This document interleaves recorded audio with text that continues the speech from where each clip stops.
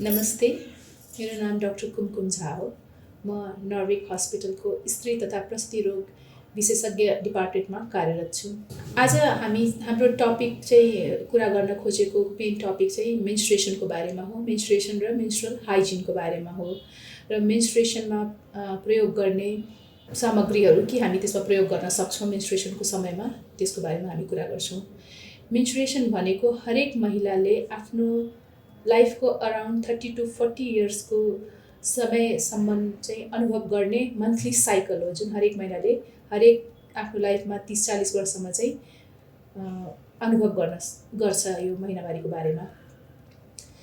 महिनावारीको चाहिँ starting as भनौँ न, मेनार्की भन्छौँ हामी। आजकल चाहिँ पहिला 14 to 16 इयर्सको एज थियो, तर अहिले चाहिँ 9 देखि 12 इयर्स हो स्टार्टिङ एज, र मेनोपज एजहरू अराउन्ड 50 देखि 55 हो। यो चाहिँ हामीले आजकलको कन्टेक्स्टमा पहिला चाहिँ अलिकति ढिलो हुन्थ्यो महिनावारी। आजकलको अब फुड ह्याबिट, हाइजिन, डिफ्रेन्ट हाम्रो लाइफस्टाइलले होला, हर्मोनल चाहिँ अलिकति छिटो स्टार्ट भइरहेछ महिनावारी। महिनावारी हुँदाखेरि देख्ने समस्याहरूमा चाहिँ महिलाहरूको मुड स्विङ हुन सक्ने, पेट दुख्न सक्ने, ब्लोटिङ हुन सक्छ, कुनै कसैलाई चाहिँ फुड क्रेभिङ, कुनै चिज खाउँ जस्तो चक्लेटहरू खान मन लाग्ने, त्यो सबै हर्मोनल कारणहरूले गर्दाखेरि यस्तो खालको सिम्पटम्सहरू आउन सक्छ महिनावारीसँग रिलेटेड। कसैलाई चाहिँ पिरियड भएको बेलामा चाहिँ एक्नेहरू आउँछ, पिम्पल्सहरू बढ्छ, ब्रेस्ट पेन हुने, ब्रेस्टमा टेन्डरनेस हुन सक्ने समस्याहरू आउन सक्छ। अब महिनावारी हरेक महिनामा यो अनुभव गर्छौँ, त्यसले गर्दा यो हरेक महिनामा यो प्रब्लम आउँदाखेरि चाहिँ यसलाई चाहिँ कसरी समाधान गर्ने त, के गर्दाखेरि यसलाई चाहिँ हामी सजिलो पार्न सक्छौँ। कसैलाई त कतिजना त अफिस पनि जान सक्दैनन्, बच्चाहरू स्कुल जानलाई मान्दैनन् किनभने धेरै ब्लिडिङ हुने, दुख्ने कारणले गर्दाखेरि। त्यस कारणले केही गरी स्मुथली जान्छ भने खासै केही गर्नु पर्दैन, केही गरी धेरै दुख्न थाल्यो, काममै जान नसक्ने भयो भने चाहिँ डाक्टरको सल्लाह लिनुपर्छ। त्यो बाहेक केही समस्या छ कि अरू कुनै प्रब्लमहरू आएर यो भएको हो कि, त्यो चाहिँ हामीले यसको बारेमा चाहिँ सल्लाह चाहिँ लिनुपर्छ। अब यसलाई समाधान गर्नलाई अरू घरेलु उपायहरू पनि हामी अपनाउन सक्छौँ, जस्तो कि तातो कुराहरू खाने, खानेकुराहरूमा चाहिँ अब चिल्लोहरू नखाने, पिरोहरू नखाने, अब हिटिङ प्याडहरू जस्तो कि तातो हट ब्यागहरू राखेर त्यसलाई चाहिँ कम गर्न सकिन्छ। अलिकति स्ट्रेचिङ एक्सर्साइजहरू, यसो वकहरू गरेर त्यसलाई पनि कम गर्न सकिन्छ। मेडिटेसनहरू, एक्सर्साइजहरूले पनि यसलाई चाहिँ अलिकति कम गर्छ। अब धेरै नै दुखिरहेछ भने चाहिँ मैले अघि नै भनिसकेँ, डक्टरको सल्लाह लिने, र धेरै दुखिरहेछ, काम गर्नै सक्दैन भने प्यारासिटामोलसम्म खान सकिन्छ। कहिलेकाहीँ दुख्दाखेरि या मेफेनेमिक एसिडहरू युज गर्न सकिन्छ, तर डक्टरको सल्लाह बमोजिम चाहिँ गर्दा राम्रो हुन्छ। किनभने यो महिनावारी दुख्ने अरू कारणहरू पनि हुनसक्छ। कहिलेकाहीँ पाठेघरमा मासु पलाएर, कहिलेकाहीँ चाहिँ सिस्टहरू पलाएर, जसले गर्दाखेरि महिनावारीको समयमा बढी दुख्न सक्छ। अब रह्यो महिनावारीको हाइजिनको बारेमा हामी कुरा गरौँ। महिनावारी हुँदाखेरि हाइजिनलाई कसरी मेन्टेन गर्ने? हाइजिन मेन्टेन गर्ने मेन रिजन के छ भने चाहिँ महिनावारी हुँदाखेरि युज गर्ने जुन प्रोडक्टहरू छ त्यो कति समयसम्म युज गर्ने, कति बेरसम्म राख्ने। युज गर्ने प्रोडक्टहरूमा प्याड राख्न सकिन्छ, ट्याम्पोनहरू राख्न सकिन्छ, र आजकल चाहिँ मेन्स्ट्रुअल कप चाहिँ अलिकति बढी चल्तीमा, मान्छेहरूलाई सजिलो र सस्तो उपाय त्यो पनि छ। प्याडहरू चाहिँ दिनमा 2-3टा चेन्ज गर्ने, इनकेस मिनिमम ब्लिडिङ छ भने, बढी छ भने त्यो अनुसार त चेन्ज गर्नै पर्यो। रह्यो ट्याम्पुन पनि 4 to 6 आवर्सभन्दा बढी राख्न मिल्दैन, किनभने त्यसले अरू इन्फेक्सनहरू ल्याउन सक्छ। त्यस कारणले ट्याम्पुनहरू पनि हामीले युज गर्दाखेरि 4 to 6 आवर्समा चेन्ज गरिराख्नुपर्छ। र अर्को रह्यो मेन्स्ट्रुअल कप। मेन्स्ट्रुअल कपको राम्रो के छ भने चाहिँ यो सस्तो त नभनौँ, यो लामो समयसम्म युज गर्न सकिन्छ, र एउटैले चाहिँ एटलिस्ट 2 to 3 इयर्ससम्म चाहिँ केही गरी बिग्रेको छैन भने चाहिँ यसलाई युज गर्न सकिन्छ। र यो स्किनमा फ्रेन्डली भनौँ न, सिलिकनले बनेको हुन्छ, त्यस कारणले सजिलो छ त्यसलाई युज गर्न पनि। डिफ्रेन्ट साइजेसहरू आउँछ।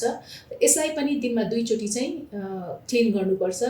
सोप वाटरले मात्र क्लिन गरे पनि हुन्छ, र एकदमै हाइजिन चाहिँ सरसफाइमा बढी ध्यान दिनुपर्छ, जसले गर्दा इन्फेक्सन नहोस्। किनभने इन्फेक्सन भयो भने, पाठेघरमा इन्फेक्सन भयो भने ट्युबहरूमा समस्या आउँछ, जुन चाहिँ भविष्यमा गएर इन्फर्टिलिटीको प्रब्लमहरू आउन सक्छ। त्यस कारणले हामीले जहिले पनि महिनावारी हुँदाखेरि या वुमन हाइजिनमा चाहिँ जहिले पनि फोकस भइराख्नुपर्छ, कसरी त्यसलाई सरसफाइ गर्ने हो भनेर। मेन्स्ट्रुअल कपको बारेमा कुरा गरौँ। अहिले चाहिँ एकदमै ट्रेन्ड छ, मान्छेहरूलाई एकदम मेन्स्ट्रुअल कपको बारेमा चाहिँ राम्ररी ज्ञान छैन। सो मेन्स्ट्रुअल कप भनेको चाहिँ यसको फाइदाहरूमा चाहिँ सबभन्दा फर्स्ट, हामी हरेक ठाउँमा मेन्स्ट्रुअल प्याड, जस्तो कि अब हामी सहरमा बसिरहेको छौँ भने सजिलो छ, जहाँ पनि पसलमा गएर किन्न सक्ने, तर गाउँघरमा चाहिँ यो सबै चिज पाउन गाह्रो छ। सो मेन्स्ट्रुअल कप भयो भने चाहिँ एकचोटि किनेपछि 2 वर्ष 3 वर्षसम्म युज गर्न मिल्यो। त्यसलाई चाहिँ हामीले लामो समयसम्म युज गर्न सक्यौँ र एकचोटि किनेपछि एउटा पैसा सुरुमा युज गरेपछि पछि फेरि किनिराख्नु परेन। सो कस्ट वाइज पनि त्यो सस्तो पर्न गयो प्याडको कम्पेरिजनमा। र बाहिरतिर गाउँमा एकचोटि अब एउटा प्याड किन्न जानलाई पनि कति टाढासम्म जानुपर्छ। सो एभ्री मन्थ त्यो पोसिबल छैन। त्यो भयो भने चाहिँ एकचोटि लियो 3 इयर्ससम्म 2-3 इयर्ससम्म, जबसम्म बिग्रिँदैन, 5 इयर्ससम्म पनि 10 इयर्ससम्म पनि युज गर्न मिल्छ बिग्रिँदैन भने। र यो इजी छ राख्नलाई पनि, डिस्कार्ड गर्नलाई भनौँ न, मेन्स्ट्रुअल ब्लडको लागि फ्याल्नलाई पनि सजिलो छ। त्यो कपमा अड्किन्छ, त्यसपछि त्यसलाई क्लिन गरेर फेरि पछिको लागि रियुज गर्न सकिन्छ। र जसलाई बढी ब्लिडिङ हुन्छ, जसलाई प्याडले थाम्दैन, त्यसले चाहिँ कपमा चाहिँ राखेर एभ्री 3 आवर्स 4 आवर्समा त्यसलाई क्लिन गरेर फेरि रियुज गर्न सकिन्छ। मेन्स्ट्रुअल कपको फाइदाहरू बढी छ बेफाइदा भन्दा पनि, किनभने बेफाइदा भनेको कसरी युज गर्ने त, अब सबैलाई त्यसको बारेमा ज्ञान हुँदैन। सो त्यसलाई सजिलो छ युज गर्नलाई, सफ्ट हुन्छ, सिलिकनको बनेको हुन्छ, फोल्ड गरेर ठ्याक्क भित्र हाल्दाखेरि, पाठेघरको भित्र राख्दाखेरि, पाठेघरको बुकको थ्रुबाट हाल्ने हो, त्यसलाई राखेर निकाल्न पनि त्यतिकै सजिलो छ। त्यस कारणले मेन्स्ट्रुअल कपको फाइदाहरू बढी छ बेफाइदा भन्दा पनि। बेफाइदा खालि युज गर्न नजान्ने हो कि यसले चाहिँ अरू केही साइड इफेक्ट गर्ला कि भन्ने कुरा, तर यसले चाहिँ राम्रै गर्छ केही गरी राम्ररी हाइजिन मेन्टेन गरेर युज गर्यो भने। मेन्स्ट्रुअल कप चाहिँ भर्जिनहरूले पनि युज गर्न मिल्छ। फ्रम द चाइल्डहुड भनौँ न, मेन्स्ट्रुअल स्टार्ट भएको मेनार्कीदेखि नै सानो साइजेसहरू हुन्छ कपको, स्मल, मिडियम, लार्ज, त्यो अनुसार चाहिँ स्मल साइजबाट स्टार्ट गर्न सकिन्छ।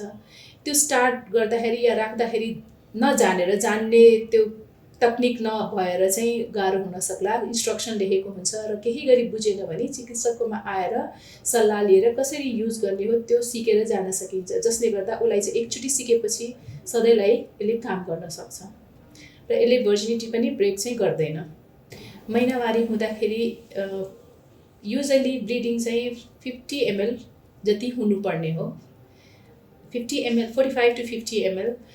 सो त्योभन्दा बढी भयो या कम भयो भने चाहिँ एकचोटि चिकित्सक सल्लाह लिनुपर्छ। कम चाहिँ कारणहरू अरू सिस्टहरू पलाएकोले पनि हुनसक्छ, सानो सानो ओभरीमा सिस्ट भएकोले, जुन चाहिँ हामी पोलिसिस्टिक ओभरिज भन्छौँ, त्यसमा कम पनि हुनसक्छ, बढी पनि हुनसक्छ। र बढी हुँदाखेरि कहिलेकाहीँ पाठेघरमा मासु पलाएको कारणले हुनसक्छ, ठुलो सिस्ट पलाएको कारणले, या पाठेघरको भित्र कुनै मासुको छ भने पनि त्यसले गर्दा महिनावारी बढी हुनसक्छ, रगत बढी जान सक्छ। धन्यवाद। तपाईहरूलाई केही गरी कुनै सल्लाह या सुझाव चाहिएमा चाहिँ तपाईँले मलाई नर्विक हस्पिटलमा बिहान 10 देखि दिउँसो 3 बजीसम्म भेट्न सक्नुहुन्छ।